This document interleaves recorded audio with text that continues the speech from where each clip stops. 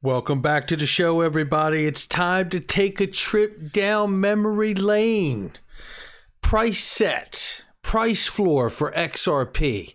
The SEC lawsuit's not going to last forever, so we better start having this conversation again. And today I want to jump into the idea of dark pools of collateral going live on the XRP ledger, the flywheel effect, the SDR basket being reviewed and backed up on the review, and the interledger protocol, the XRP ledger, systemically important, public good, BIS, Visa. There's a lot going on. Somebody roll that beautiful intro. This is Digital Perspectives with Brad Kimes. Subscribe for new content notifications. Now, here's Brad Kimes. Come on in.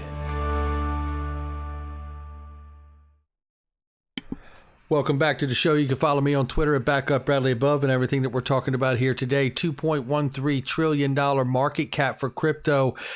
We've seen some money come back into the market just from this morning. So let's take a look at XRP price really quickly. Right now we're sitting at $1.04 plus. The low side of the XRP price range is at $1.0177, and the upper end of the price range is 1.0890 this morning. That's where we are. Look, let's get into this, and before we do, I want to remind you, private investing made simple in just 3 easy steps. You verify, you choose what you want, and then you invest. But you got to get verified, make sure you're accredited. And if you're in a different country, you only have to be to that limit of requirement to your law that you live in that country. So hope I said that right. So now looking at this right here, look, Uphold's on the board, Link2's on the board, Ripple, Kraken, and all these other great companies too, as part of these different sectors of economy like automation and AI. There's so many great things here, so make sure you check them out. Link2.com. Let's go ahead and take a look at this. You guys know I love NFTs, and this is a piece of NFT information of recent from James Rule XRP and Astrolight Media, I should say. Excuse me right there. Give them a follow. But when I looked at this, I just wanted to bring the notion that this is really cool. I love how it can bring ownership back to art. Here, there is a consolidation option to the offering that allows interested investors to compete to purchase all the NFTs being offered and obtain the right to purchase the original physical work of art. Cuban-born artist Ronaldo Diaz will create a painting live during the conference that's happening out in Texas on the theme Sailing to the Moon, with the NFT name being Buen Viaje, or Valle, and which means good voyage. And I want to show you here, this is all going to be happening at the Texas Blockchain Summit. Pretty remarkable, and this has happened over the next few days here. Could conclude with the offer being to accredited investors will conclude on Friday, October 8, 2021 in Austin, Texas at the Texas Blockchain Summit VIP dinner. How about that one? Make sure you check it out. Now, look, we all know that Ripple's piloting a private ledger. Let's get into this thing. I'm going to play you some clips from an older video that I have. And the clips that I have chosen, I think are very, very specific to where we are today and the possibility of where we may go. I'm going to start with just level set. Everybody, there is a private ledger that Ripple pilots for central banks to launch their CBDCs. We know, in fact, that Bhutan province, their central bank is already piloting on that private ledger with Ripple for their central bank digital currency. So this is not speculation as it used to be, by the way, a year or more ago. We were speculating about this, and now it is not speculation. It exists. The idea of dark pools of collateral going live on the XRP ledger, instantly bringing a shock to the market in price as to reveal what has already been there. So in other words, think of Bhutan putting up a certain amount of their dollars as reserves to their central bank digital currency to be launched on this private ledger here. Right? And then think about that being tapped into the ultimate XRP decentralized ledger and the ability to use that throughout the world, and that value being expressed on that ledger as well. What I'm going to do is start with a clip here.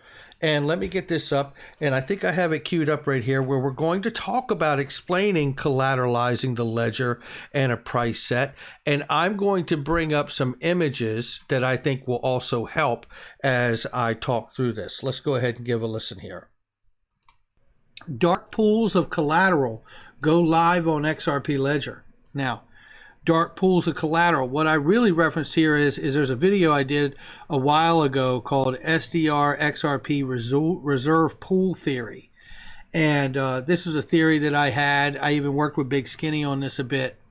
But, you know, this to me is enormous, because in order for XRP to be used by banks and corporations, remittance companies, and all the different areas of industry where it can be applicable, in clearing houses and derivative settlement, all of this stuff, it seems to me there has to be a way to get a price floor or a price set to the asset to where it's completely reliable. This doesn't mean that it can't go up in price. But if I were to collectively come together with, you know, the central bank of Brad versus the central bank of, you know, 50 other banks, 49 other banks, you know, like the 50 governments that Ripple's working with around the world per se, I would think that if they all ponied up a certain amount of reserves, whether that be cash, it could also be a certain percentage of gold, and it could be oil and other good assets, right, of collateral.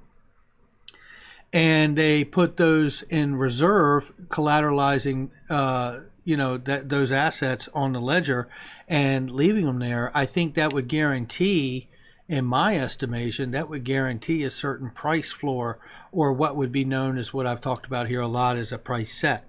I think there's other ways that they could come about getting that too. But when you think of XRP being a decentralized asset, and you know it's going to remain decentralized, no one really controls it. So if you had a collaborative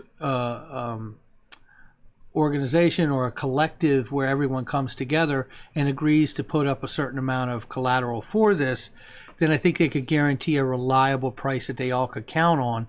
And this would remain a free open market for the asset as well, which not only is good because it remains open for the asset to continue to grow. Okay, so now that was really breaking down collateralizing the XRP ledger, basically tapping in that private ledger value of cash reserves and tokenized reserves of other assets being expressed across the decentralized ledger as well, right?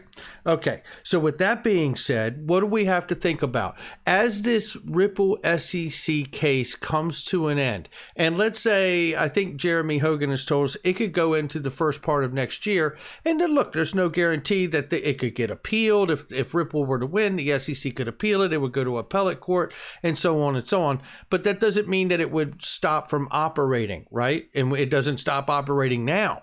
But the reality is this case, as it is, looks to be, as far as they could draw it out, it's the first quarter of next year, somewhere in that time frame. Now, that doesn't mean that they're not working on a settlement today. It could be happening right now, right? We could get a settlement, summary judgment, the SEC could drop the case, many other things. But in thinking about the case ending in some shape, way, or form, let's think about it ending that there is a clear path forward, I believe, as paraphrasing as Brad Garlinghouse has said, for XRP, the asset. And understanding if we get that particular kind of clear path forward, I believe that brings us to another conversation, which is really the flywheel effect. Right now, Raoul Pal from Real Vision has actually mentioned this kind of approach as well, or at least leaned into some of it, where think of the hedge funds and the institutions that will want to take a position in it once this case is clear and out of the way. Think of that for a moment. That is an enormous amount, I believe, of investment that has not yet to take place. So with that being considered, now let's listen to this clip that I'm going to play for you, where it really talks about the idea and understanding of the market makers, right? The individuals who will use it, like remittance companies and banks, who will use this asset daily And think about the effect of that. And when you start to put market makers in the same corridors competing for the same customers and settlement and payments, and now they're competing in the same corridors. And when that happens, you have competition, and that can create the flywheel effect. Listen here. Flywheel effect. Now, we talked about the flywheel effect that Naveen Gupta and others at Ripple have talked about, and we even did a flywheel effect theory here. Again, this is another heavy one that I worked on with Big Skinny, Dave Cryptopoulos, and DAI a bit on getting that put together. And the flywheel effect would be enormous, because if we get all of the aforementioned things in place that we've talked about so far, the flywheel effect would be your banks and remittance companies beginning to use XRP for settlement within the same corridors. And if you see that happen, this is going to increase the demand and the buy-up of XRP off of the markets, because the market makers out here that need to use it every day, once you start putting two market makers or more in the same corridors working with the same asset, they're going to see the advantage in buying as much of it as I can today, so you don't have availability to it at the same price tomorrow, right? Because that's the way business works. There you go. So that would be the flywheel effect, and I would expect to see that possibly kick into a level we've never seen after this case is done and over and XRP has a clear path forward without some kind of designation or some kind of judgment that would dilute the technology in some way. Right? Okay, so now with that being said, a lot of people talk about the understanding of collateralizing the ledger with dark pools of money and assets, and then the flywheel effect brought into that as well. Then you start asking yourself, well, what about the conversation of XRP serving as a E-SDR, right? An electronic SDR. Now, a SDR is a special drawing right by the IMF, which is really looked at like a treasury note that's lent to countries that they can borrow against for one of the 5 currencies that make up the basket for the value of an SDR. Now, with that being said, you would think there has to be a lot of utility and liquidity brought to XRP and the ledger in order for this to be really, truly viable.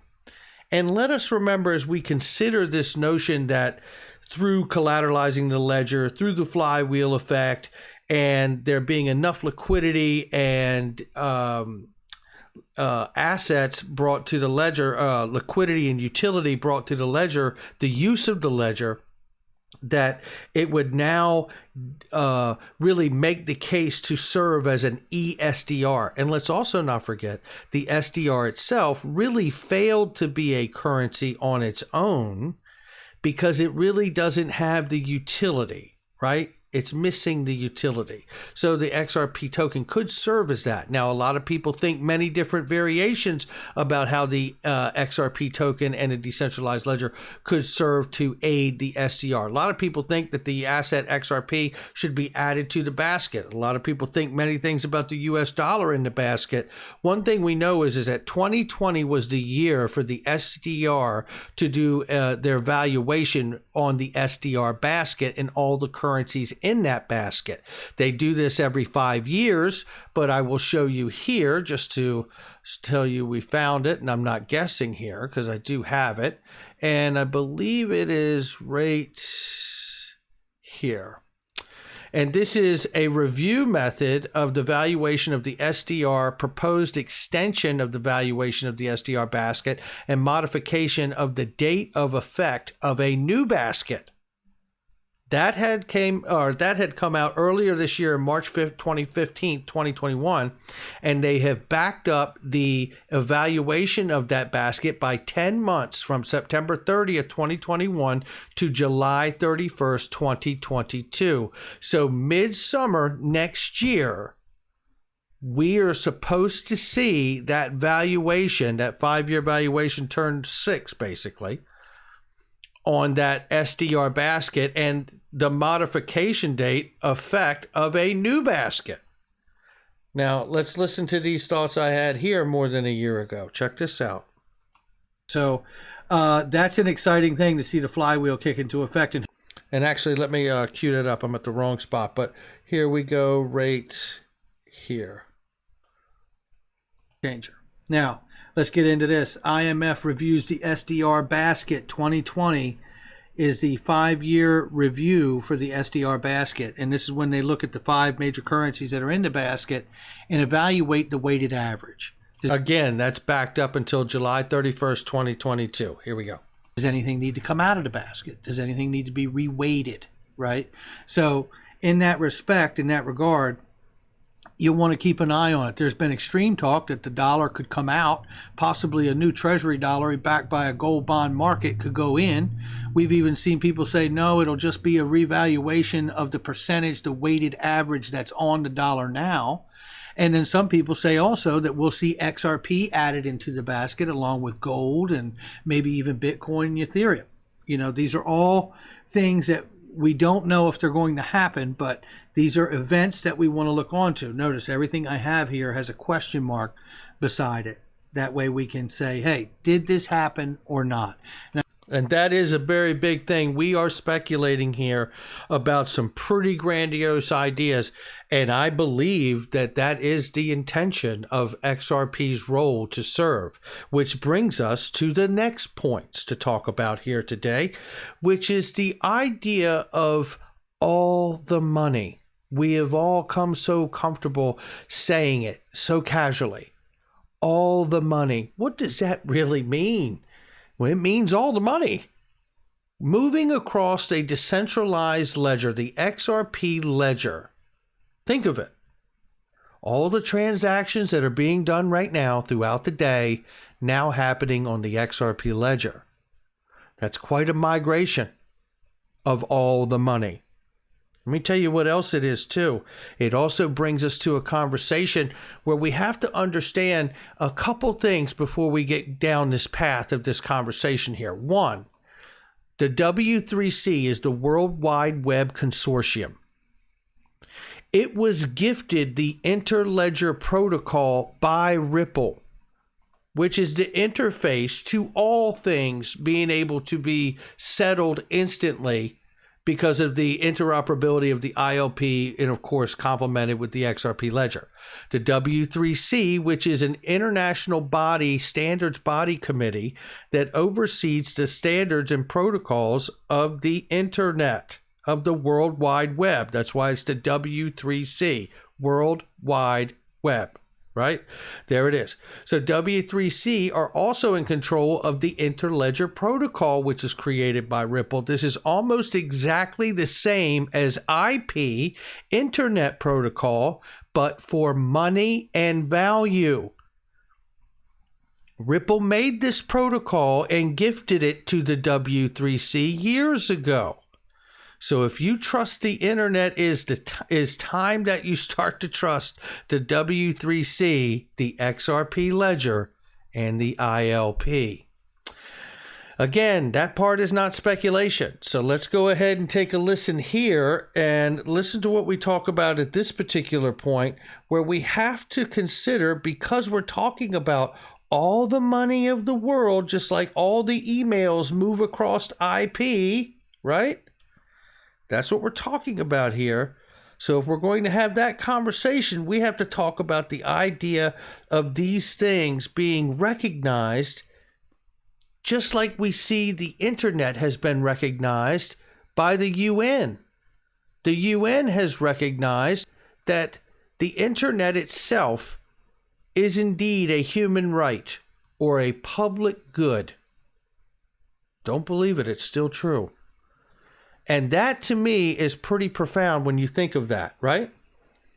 Let us not forget that, Ripple is piloting a private ledger already. So these conversations get a little heavier here, right? They really, really do. The ILP is really about just being exactly like the internet protocol of the internet I am talking to you on right now, but for money and value. It was created by Ripple, the international organization that oversees the internet. Has it. Let's listen. It just seems to make sense to me, but who knows? ODL continue build out. That's exactly right. Continue to build out that network, and protocols continued evolution and adoption. And that's key here because, I certainly believe the ILP and the XRP-Ledger protocols become public good like the protocols we currently use of the internet today, or systemically important, just like we've talked about with the U.S. Treasury and the regulatory agency FSOC, the Financial Stability Oversight Council, because of the Dodd-Frank Act, for which Gary Gensler helped work on the Dodd-Frank Act and implement the findings of that from Congress, if you remember, at his time at the CFTC. And now he finds himself on the other side of the street at the SEC. Don't most people tell us that we are in the middle of a liquidity crisis after a deliberate shutdown of the economy and $30 trillion worth of debt just in this country alone?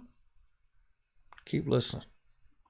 SMT, HTTP, the FTP protocols that we use on the internet. I think these eventually become, protocols that become a public good, just like what we use right now. So only to move value, right? Things of value.